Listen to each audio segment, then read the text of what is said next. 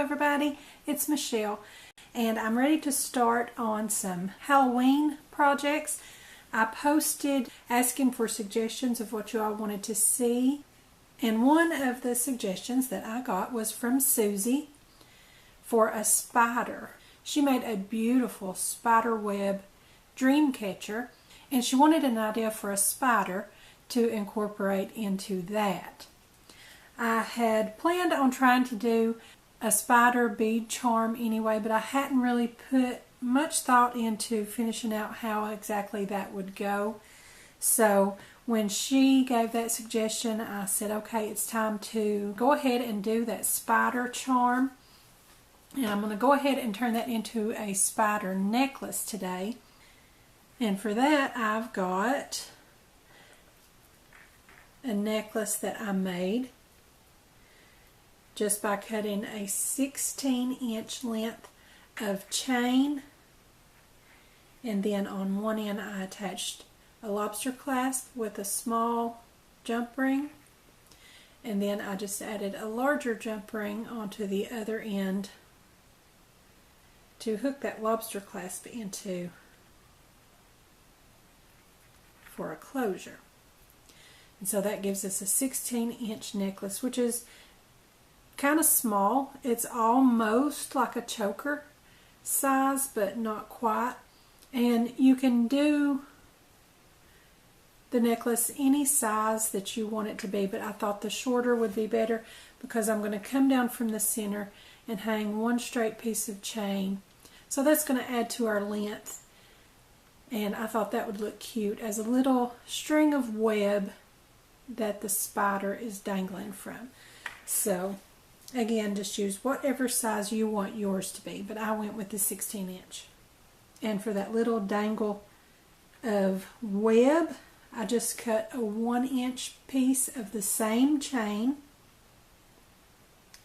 And for that little dangle down piece of web that the spider is hanging from, I used the chain to match this chain in my necklace, but for projects like Susie's, if you're putting it on a dream catcher or some other sort of web craft like that for Halloween or something, just go ahead and use an extra little length of whatever material that you did the rest of your webbing with so that it'll match. And for the body of my spider, I'm going to be using a black Shambhala bead, and I just thought this was absolutely the perfect bead for a spider. All of those little spikes on it reminds me of when a mama spider is carrying around all of the babies that are just kind of riding on her back. So that's the perfect Halloween spider. And that Shambhala is a 14 millimeter.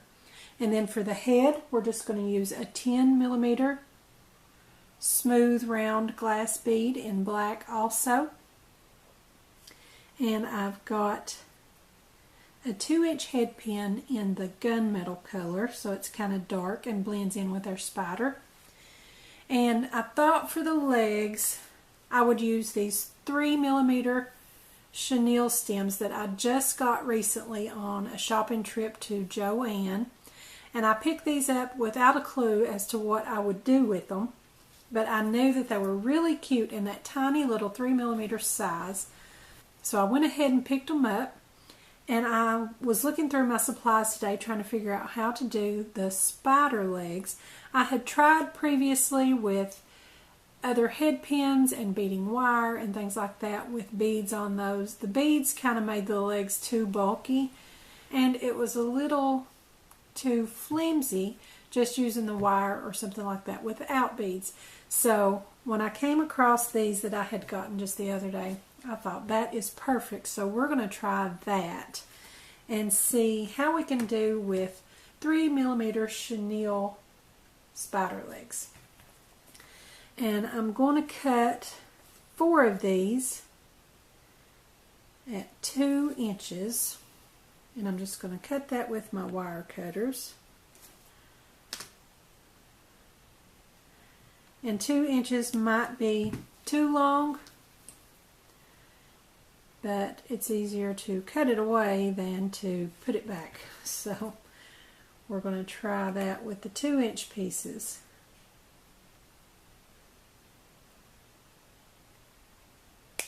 That should give us plenty to work with, I think, for spider legs.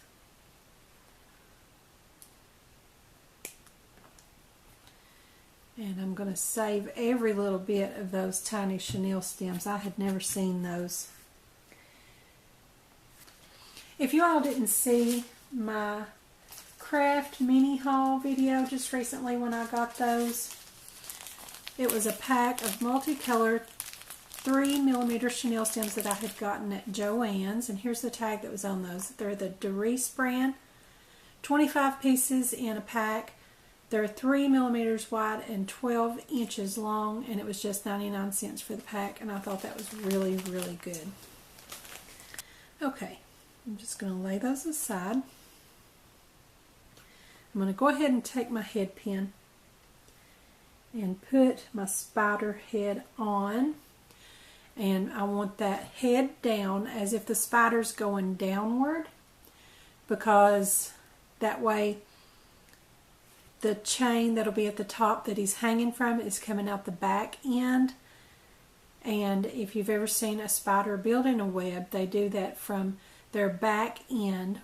So we're going to put him face down.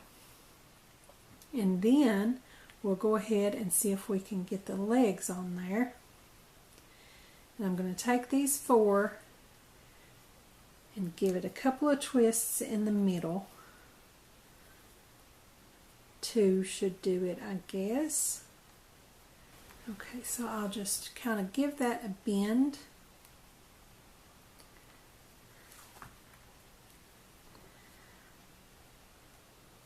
And let's do this crisscrossing 2 legs at a time. See if we can get him attached to our head pin.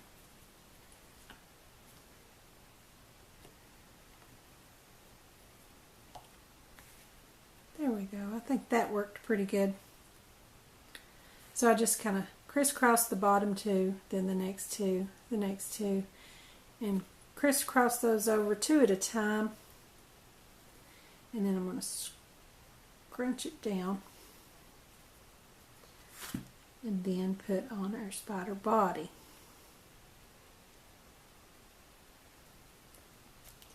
That leg there looks like it's coming up kind of short. I'm going to see if I can pull that around a little bit.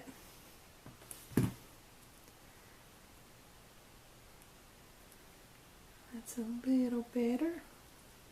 Okay. So I'm going to go ahead and shove that downward. Now I'm going to bend my head pin while I'm holding this all really, really firmly downward. I'm going to bend that head pin at a 90-degree angle and cut it down at about 1/4 of an inch, and go ahead and roll that into a loop with our round nose pliers.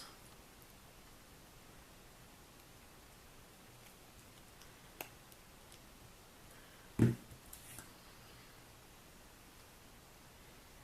then kind of spread our spider legs out a little bit.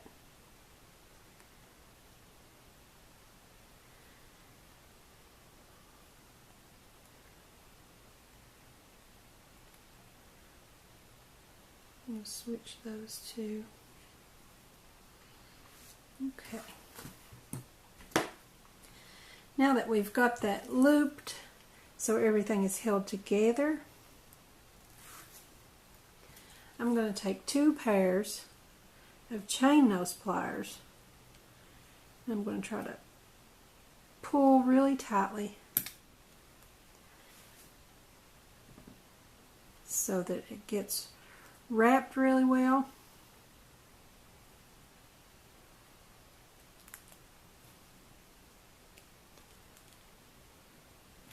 And gives us as much of that length as we'll need.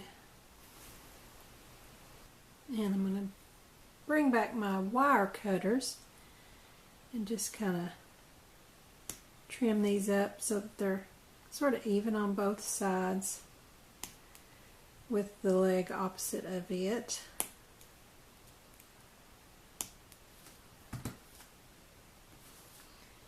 And then I'm going to take my round nose pliers with the very narrowest tip and just roll that over a little bit.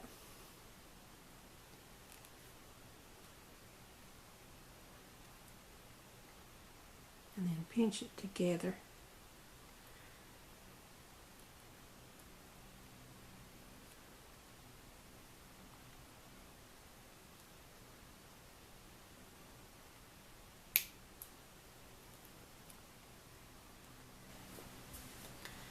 That way we don't have sharp wires poking out.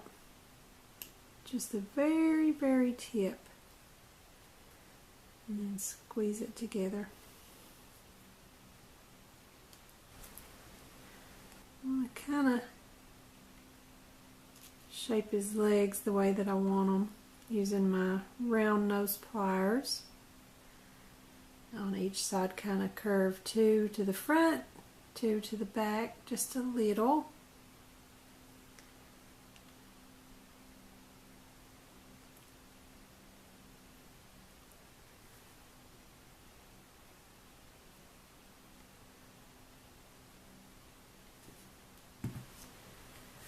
Now I think I might just barely have enough left over from my head pin here to make a little jump ring. And I'm going to come down to the narrow tip so that I can get a really small one. I want it to kind of blend in with my chain.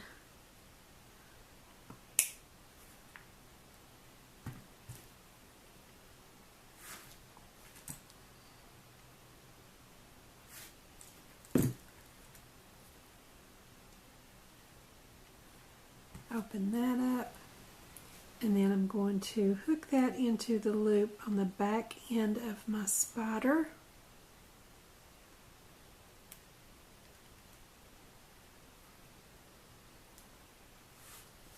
And then put on my chain. I'll tell you what, since we only got one jump ring out of our excess there, I'm just going to open the loop on the back end of our spider and put my chain on that.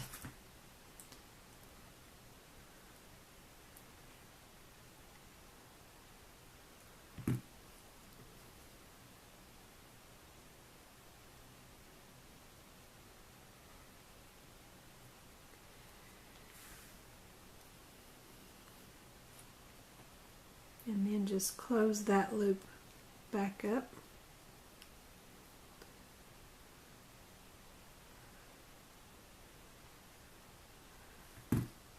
Okay. Now we can use our jump ring on the other end. If you want to, you can make another jump ring or just bring in another jump ring. I'm going to hang the other end of the chain from my jump ring. And then I'm going to hold my necklace up by the clasp so that I can kind of lay it out and find the middle.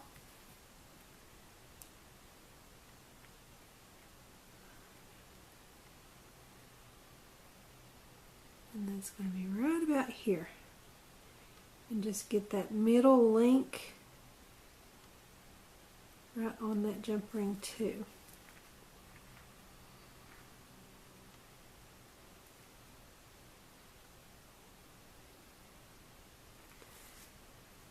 And then close up your jump ring. So then when you wear the necklace, it's going to hang down from a little web .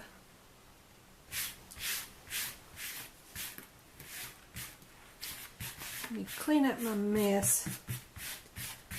so I can lay that out for you guys to see. Okay.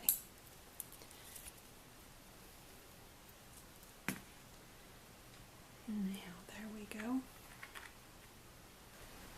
So when you wear the necklace, it'll come down in sort of a Y shape like that, with your spider dangling from the little length of web. If you wanted to, you could put some little glitter eyes on here at the end like we did on our bat bead charm last year. Either way, I think this is really, really cute.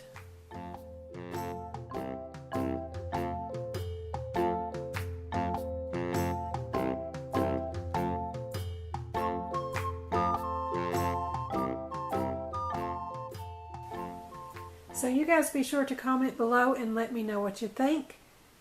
Don't forget to subscribe to my channel if you haven't already done that. Give me a like on my Facebook page.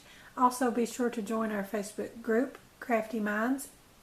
Follow me on Pinterest and Instagram. And don't forget to visit my blog. I'll put the links to all of those in the description below, so be sure and check those out. Thanks for watching. I'll see you next time.